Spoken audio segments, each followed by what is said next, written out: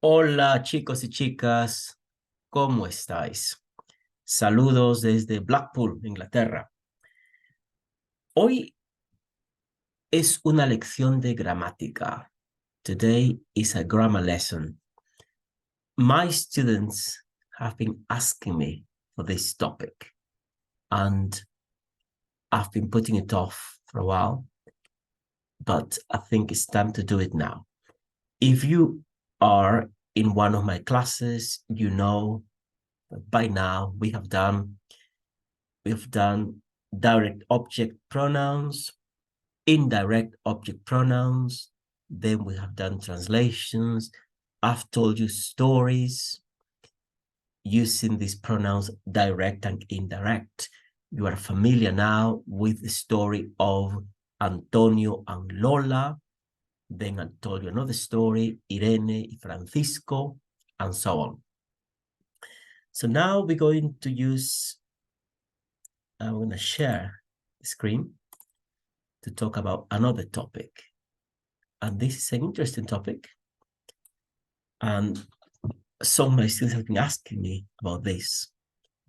This particular lesson is answering this question. And the question is, when do we use se instead of le or les in Spanish?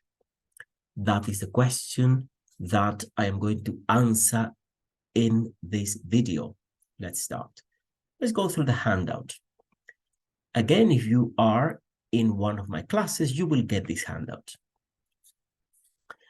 Let's see what we've done so far. So far, we have learned that le and les are indirect object pronouns. For example, let's have a quick look. Ella le dio un beso. She gave him a kiss. In this case, him is the indirect object. In English, le is the indirect object in Spanish. Ella le dio un beso. Pedro le compra flores. Again, Pedro buys her flowers.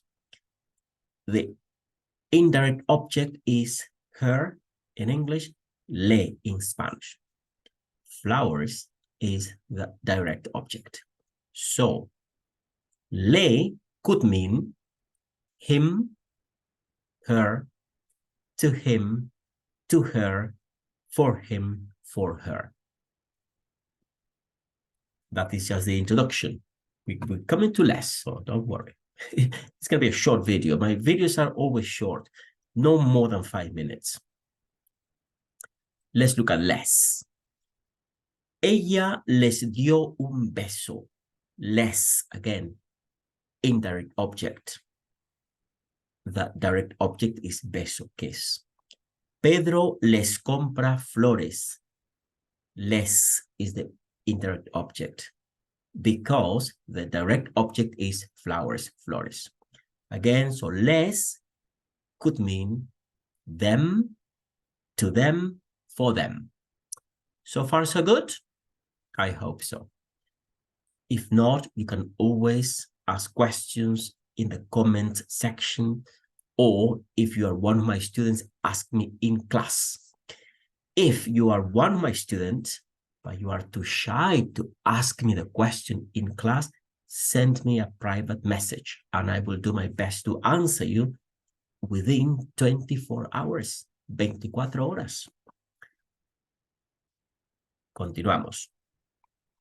This is the rule I'm going to teach you and explain today.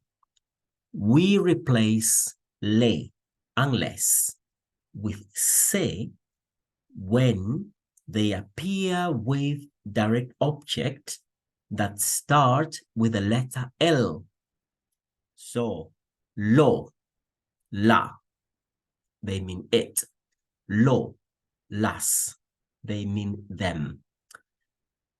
For some reason, we don't like the sound. We don't like the le, lo. Like in the example we're going to see, if we don't change that, we'll end up like Irene le lo dio. We don't like it. I can't really explain why we don't like it. That historically, at one point in history, it was decided to do that for phonetic reasons. Okay, so it sounds a bit strange, but I think Latin-based languages tend to do that. I know in French, they do things like that as well. So what I'm asking from you is that please just accept it. Accept it that that is the way Spanish works. As I said, all I know is that we don't like the sound of lelo. So that is the rule for today. Let's look at some examples. For example, Irene gave it to him, el libro. So it is a libro. Therefore, that it is going to be lo. So I've written in here Spanish word order as a half step for you to get used to it. So in English, Irene gave it to him. In Spanish, the way we're going to say it is Irene to him it gave. That is the Spanish word order. So it will be Irene se lo dio, not le lo dio. Because this is the first time you've seen this, and maybe you've been studying automatically and logically, you would say, okay, now it's going to be Irene le lo dio. This is where this new rule kicks in. Sorry, it's not. As I said before, let's go back to the rule. I'll read it again. We replace le and les with se when they appear with direct object that start with the letter L. So we don't lo, la, los, las. We don't like that le, lo. So in this case, if you were to say, I don't know, Irene le lo dio, it would be understood, I suppose, but it will sound strange, almost childish, and definitely not correct Spanish. I cannot think of any varieties of Spanish that would say that. You know that sometimes I say to you, that's okay, you know, you make this mistake, is fine, because people tend to say that somewhere. But this one is one that it will sound wrong, I'm afraid to say, anywhere in the Spanish-speaking world. Another example. Lola gave it to him, la carta. So because this it is la carta and la carta is feminine, this it will be translated as la, not lo.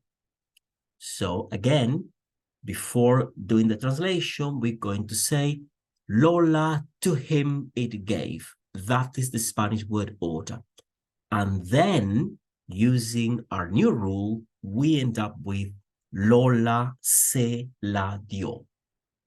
So if you think in English, Lola gave it to him, the Spanish is Lola se la dio. Another one.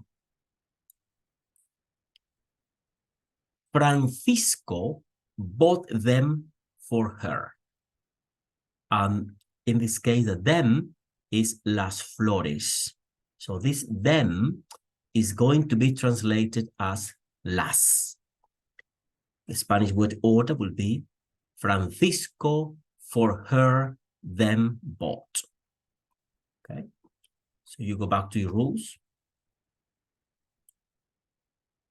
I think it's a good idea to have all these in a file. So you can go back. So it's okay. You go back up and you say, you can see that le could be for her. So, okay, I'm okay then. Okay. For her, it's going to be le. You say you happily going back to write out le, and then you find this. We replace le and les with se when they appear with direct objects that start with the letter L. So let's go back here. So it's got to be Francisco se las compró, because as I said before, we don't like two pronouns that start with L. So Francisco le las compró? No. Francisco se las compró because of the rule we've just talked about. Now, if you are one of my students, this is your homework, deberes, o tarea, whichever you fancy. I've got for you 10 beautiful things. I'm going to read them in English. So in case I have no time to give them to you,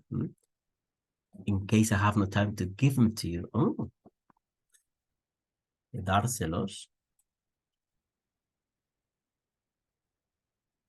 Here we go. So número uno es, they gave it to him.